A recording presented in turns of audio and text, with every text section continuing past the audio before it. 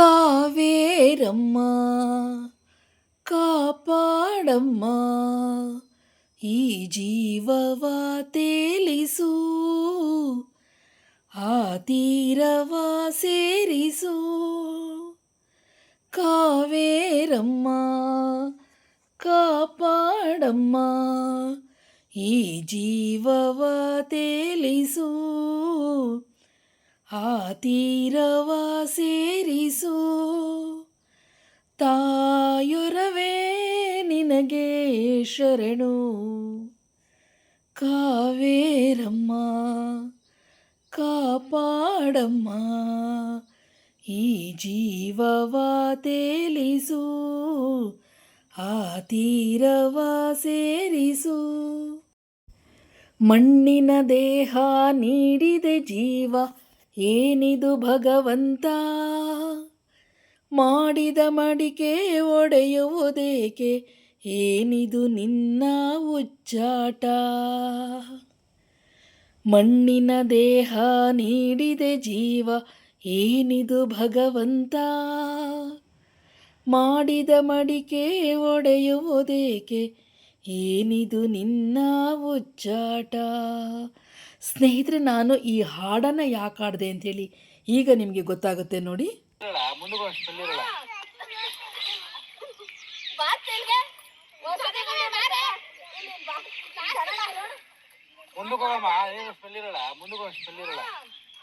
ಕಾಲು ಬಿಗೆ ಮುಡಿಕೆ ಓದಿ ಅವಾಗ ಹಳ್ಳ ಸಿಗೋದಾಗುತ್ತೆ.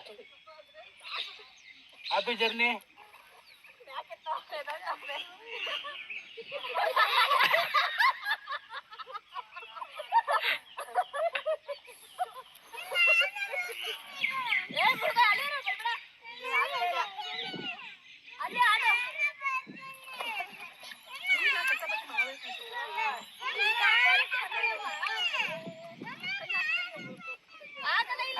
ಕಚ್ಚಾ ಪಚ್ಚ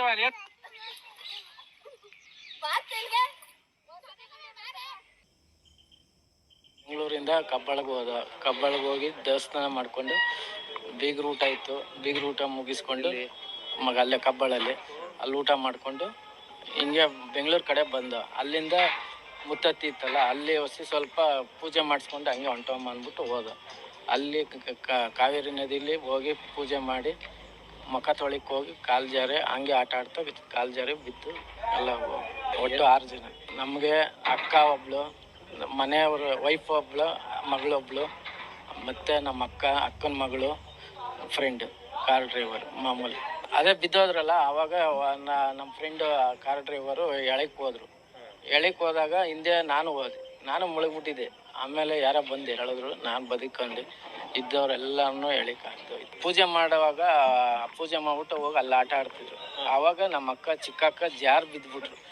ಅವ್ರು ಬಿದ್ದ ಅಂದ್ಬಿಟ್ಟು ನಮ್ಮ ವೈಫ್ ಎಳಕ್ ಹೋದ್ರು. ಇವರಿಬ್ರು ಎಳ್ಕೊಕ್ ಹೋದ್ರಲ್ಲ. ಆಮೇಲೆ ಇವ್ರಿಗೆ ಆಗಿಲ್ಲ. ಆಮೇಲೆ ನಮ್ಮ ಫ್ರೆಂಡ್ ಇದ್ರಲ್ಲ, ಮಹೇಶ್ ಹೋಗು ಅಂದ್ಬಿಟ್ಟು ಹೋದ. ಆವಾಗ ಮಹೇಶ್ ಹೋದ, ಅವನ ಕೈಲೂ ಆಗ್ದೋಯ್ತು. ಆಮೇಲೆ ಪಾಪನ ಇಟ್ಕೊಂಡೆ ಇದ್ದ. ಮಳವಳ್ಳಿ ತಾಲೂಕಿನ ಮುತ್ತತ್ತಿ ಗ್ರಾಮದಲ್ಲಿರ್ತಕ್ಕಂಥ ಕಾವೇರಿ ಜಲಾನಯನ ಪ್ರದೇಶ ಏನಿದೆ, ಆ ಪ್ರದೇಶದಲ್ಲಿ ನಿನ್ನೆ ನೀರಿಗಿಳಿದಂಥ ಸಂದರ್ಭದಲ್ಲಿ 5 ಜನ ಮೃತಪಟ್ಟಿರ್ತಾರೆ.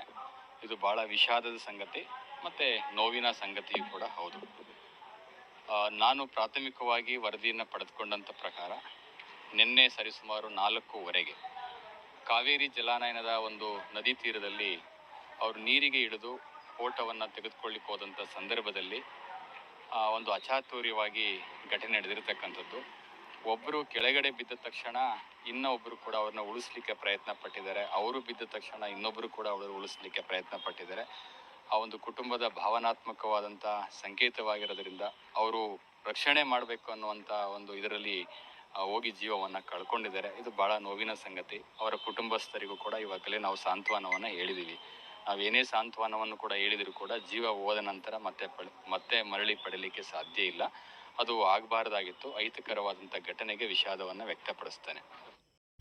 ಸ್ನೇಹಿತರೆ, ನಾನು ನಿಮ್ಮ ಯೂಟ್ಯೂಬ್ ಗೆಳತಿ ಆಶಾರಾಣಿ ಮಲೆನಾಡು ಹುಡುಗಿ.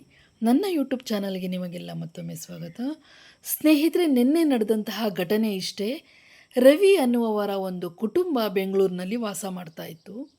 ಅವರಿಗೆ ಕಬ್ಬಾಳದಲ್ಲಿ ಒಂದು ಬೀಗರ ಊಟದ ಆಮಂತ್ರಣ ಬಂದಿರುತ್ತೆ. ಆ ಆಮಂತ್ರಣಕ್ಕೆ ಹೋದಂಥವರು ಅವರ ಮಡದಿ ಶ್ವೇತ, ಮಗಳು ಚೈತ್ರ ಹಾಗೂ ಅಕ್ಕನ ಮಗಳು ಇಷ್ಟು ಜನನ ಮತ್ತು ಅಕ್ಕನ ಮಗಳ ಒಂದು ಮಗು, ಇಷ್ಟು ಜನರು ಒಂದು ಗಾಡಿಯನ್ನು ಮಾಡಿಕೊಂಡು ಕಬ್ಬಾಳಮ್ಮನ ದೇವಸ್ಥಾನಕ್ಕೆ ಹೋಗ್ತಾರೆ. ಕಬ್ಬಾಳಮ್ಮನ ದೇವಸ್ಥಾನದಲ್ಲಿ ದೇವರ ದರ್ಶನ ಮಾಡಿಕೊಂಡು ಬೀಗರ ಊಟ ಮುಗಿಸ್ಕೊಂಡು ಮುತ್ತತ್ತಿ ಎನ್ನುವ ಊರಿಗೆ ಬರ್ತಾರೆ. ಮುತ್ತತ್ತಿ ಊರಲ್ಲಿ ಕಾವೇರಿ ನದಿ ಹರಿಯುತ್ತೆ.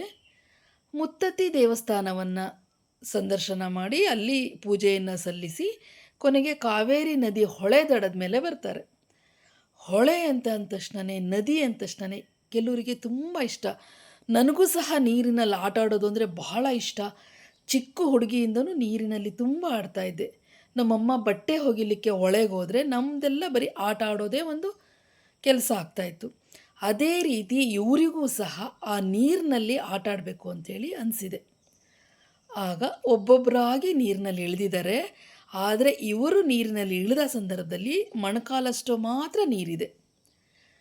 ಅಲ್ಲಿ ಆಟ ಆಡುವಾಗ ಅಲ್ಲಿ ಸ್ಮೆಲ್ ಬಂದಿದೆ ಅಂತೆ, ಕೆಟ್ಟ ಸ್ಮೆಲ್ ಬಂದಿದೆ.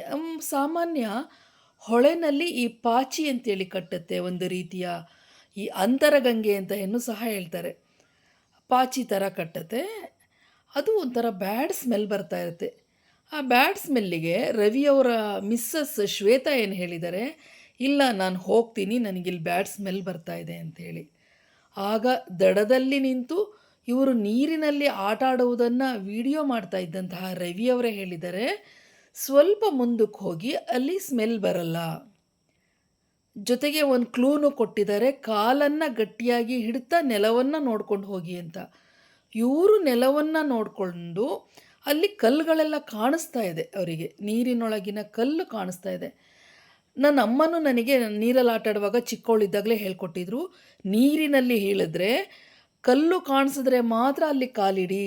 ಸಣ್ಣ ಸಣ್ಣ ಹೊಳೆನಲ್ಲಿರೋ ಕಲ್ಲುಗಳಿರ್ತಾವಲ್ವ, ಅದು ಕಾಣಿಸಿದ್ರೆ ಮಾತ್ರ ಕಾಲಿಡಿ, ಇಲ್ಲ ಅಂದರೆ ಇಡಬೇಡಿ ಅಂಥೇಳಿ. ಅದೇ ರೀತಿ ರವಿಯವರು ಅವ್ರಿಗೆ ಕ್ಲೂ ಕೊಟ್ಟಿದ್ದಾರೆ, ಕಲ್ಲು ಕಾಣಿಸ್ದಲ್ಲಿ ಕಾಲಿಡಿ ಅಂತ ಹೇಳಿ.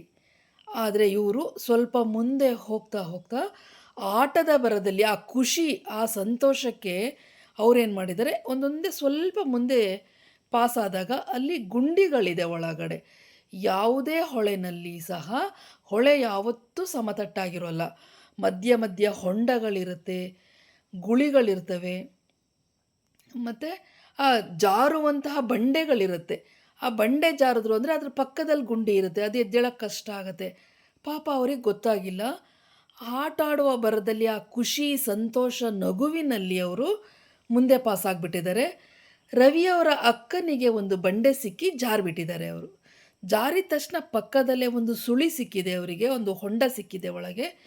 ಅವರು ಜಾರಿದ ತಕ್ಷಣ ಅವರು ಮುಳುಗ್ತಾ ಇದ್ದಾರೆ ಅಂತ ಹೇಳಿ ರವಿಯವರ ಮಿಸ್ಸಸ್ ಶ್ವೇತಾ ಅವ್ರನ್ನ ಎಳ್ಕೊಳಕ್ಕೆ ಹೋಗಿದ್ದಾರೆ. ಶ್ವೇತಾ ಅವರೂ ಜಾರಿದ್ದಾರೆ. ಶ್ವೇತಾ ಹೋದರು ಅಂತೇಳಿ ಅವ್ರ ಮಗಳು ಚೈತ್ರ ಮತ್ತು ರವಿಯವರ ಅಕ್ಕನ ಮಗಳು ಎಲ್ಲರೂ ಎಳ್ಕೊಳಕ್ಕೆ ಹೋಗಿ 4 ಜನನೂ ಮುಳುಗ್ಬಿಟ್ಟಿದ್ದಾರೆ. ದೂರದಿಂದ ಈ ರವಿಯವರ ಅಕ್ಕನ ಮೊಮ್ಮಗು, ಮಗಳ ಮಗು, ಅಮ್ಮ ನಾನು ಬರ್ತೀನಿ, ಅಮ್ಮ ನಾನು ಬರ್ತೀನಿ ಅಂಥೇಳಿ ಕಿರಿಚ್ತಾ ಇದೆ. ಆದರೆ ಅವರು ಮಗುನ ಕರ್ಕೊಂಡಿಲ್ಲ. ಆದರೆ ಅಲ್ಲೇ ಇದ್ದಂತಹ ಡ್ರೈವರ್, ಆ ಡ್ರೈವರ್ ಸಹ ರವಿಯವರ ಸ್ನೇಹಿತನನ್ನೇ ಡ್ರೈವರ್ ಆಗಿ ಕರ್ಕೊಂಡೋಗಿದ್ರು. ಆ ಡ್ರೈವರ್ ಸಹ ಅವರನ್ನು ಬಚಾವ್ ಮಾಡಲಿಕ್ಕೆ ನೀರಿಗೆ ಇಳಿದಿದ್ದಾರೆ.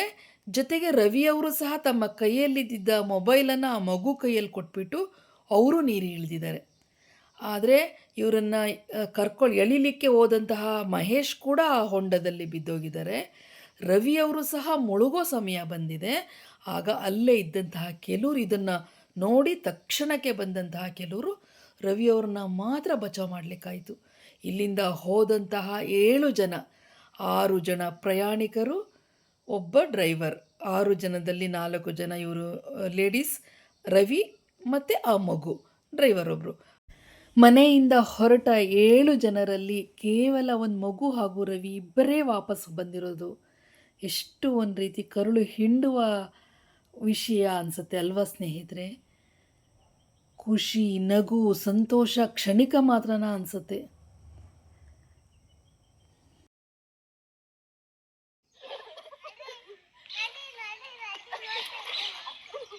बात चल गया वो सारे को मारे ಹ್ಯಾಪಿ ಜರ್ನಿ.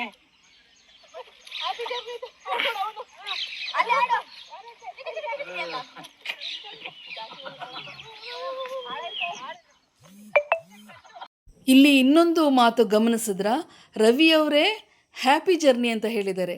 ಈಗ ಅವರಿಗೆ ಎಷ್ಟು ನೋವಾಗುತ್ತಲ್ವಾ, ಯಾವ ಒಂದು ಉದ್ದೇಶದಿಂದ ನಾನು ಇವರಿಗೆ ಹ್ಯಾಪಿ ಜರ್ನಿ ಹೇಳಿದೆ ಅಂತ ಹೇಳಿ. ಆ ಒಂದು ನೋವು ಅದು ಆ ಫ್ಯಾಮಿಲಿಯವರು ಅನುಭವಿಸೋರಿಗೆ ಅತಿ ಹೆಚ್ಚಾಗಿ ಗೊತ್ತಾಗೋದು. ನೋಡುವಂತಹ ನಮಗೆ ಇಷ್ಟು ನೋವಾಗುವಾಗ ಆ ಕುಟುಂಬದವರಿಗೆ ಎಷ್ಟು ಒಂದು ಆಘಾತ, ದುಃಖ, ನೋವು, ಸಂಕಟ, ಜೊತೆಗೆ ಆ ಮಗು ಕಣ್ಣಾರೆ ತನ್ನ ತಾಯಿ, ಅಜ್ಜಿ, ಆಂಟಿ, ಅಕ್ಕ ಎಲ್ಲರೂ ಮುಳುಗ್ತಾ ಇರೋದನ್ನು ನೋಡೋದು, ಜನರು ಗಾಬರಿಯಾಗಿ ಬಂದು ಅವ್ರನ್ನ ಎತ್ತಲಿಕ್ಕೆ ಪ್ರಯತ್ನಿಸೋದು ಎಲ್ಲವನ್ನು ನೋಡಿದ್ರೆ ಆ ಮಗು ಮನಸ್ಸಿಗೆ ಎಷ್ಟು ಆಘಾತ ಆಗಿರ್ಬೋದಲ್ವಾ. ಸ್ನೇಹಿತರೆ, ಹೊಳೆ, ನೀರು, ಕೆರೆ ಅಂದ ತಕ್ಷಣ ಕೆಲವ್ರಿಗೆ ತುಂಬ ಆಸೆ ಆಗಿರುತ್ತೆ. ಅದರಲ್ಲಿ ನಾನು ಒಬ್ಬಳೆ. ತುಂಬ ಆಟ ಆಡಿದ್ದೀನಿ ನಾನು ಚಿಕ್ಕವಳಿರ್ತಾ. ಆದರೆ ನಾನು ಹೇಳುವುದು ಒಂದೇ ಮಾತು, ನೀವು ಆ ಹೊಳೆಗೆ ಇಳಿಯುವಾಗ ಅಥವಾ ನೀರಿಗೆ ಇಳಿಯುವಾಗ ಆ ಸ್ಥಳ ಹೇಗಿದೆ ಅಂತ ಫಸ್ಟು ನೀವು ಗಮನ ಹರಿಸಿ. ಇಲ್ಲಿ ಯಾವ ರೀತಿ ಇದೆ, ನಾವು ಸೇಫಾ, ನಾವು ನೀರಿಗೆ ಇಳಿದ್ರೆ ನಾವು ಸೇಫ್ ಆಗಿರ್ತೀವಾ, ನಮಗೆ ಇಲ್ಲಿ ಸಂತೋಷ ಕೊಡುವಷ್ಟೇ ಜಾಗ ಇದೆಯಾ ಅಥವಾ ಅಪಾಯ ತರುವಂಥ ಜಾಗ ಏನಾದರೂ ಇದೆಯಾ ಅಂಥೇಳಿ ಗಮನ ಹರಿಸಿ ನೀರಿಗೆ ಇಳಿರಿ. ಅಲ್ಲಿನ DC ಹೇಳಿರೋ ಪ್ರಕಾರ ಇದೇ ರೀತಿ ಒಮ್ಮೆ ಮತ್ತೆ 5 ಜನ ಹಿಂದೆ 4 ಜನ ಹೀಗೆ ಇಲ್ಲಿ ಹೋಗಿರುವಂತಹ ಸ್ಥಳ ಅಂತೆ ಇದು. ಜೊತೆಗೆ ಅಲ್ಲಿ ಬೋರ್ಡ್ ಹಾಕಿದಾರಂತೆ ಅಪಾಯಕಾರಿ ಸ್ಥಳ. ಅದನ್ನು ನೋಡಿ ಸಹ ಇವರು ನೀರಿಗೆ ಇಳಿದಿದ್ದಾರೆ. ಅಷ್ಟೂ ಅಲ್ಲದೆ ಅಲ್ಲಿನ ಹೋಮ್ ಗಾರ್ಡ್ಸ್ಗಳು ಹೇಳಿದಾರಂತೆ ಇಲ್ಲಿ ನೀರಿಗೆ ಇಳಿಬೇಡಿ, ಜಾಸ್ತಿ ಮುಂದೆ ಹೋಗಬೇಡಿ ಅಂತೇಳಿ. ಆದರೆ ಆ ರವಿ ಅವರ ಬಾಯಲ್ಲೇ ವಿಧಿ ಕುಳಿತಿದ್ಲು ಅನಿಸುತ್ತೆ, ಮುಂದಕ್ಕೆ ಹೋಗಿ ಅಲ್ಲಿ ನೀರು ಚೆನ್ನಾಗಿದೆ, ಹ್ಯಾಪಿ ಜರ್ನಿ ಸಹ ಹೇಳಿ ಕಳಿಸಿದ್ದಾರೆ.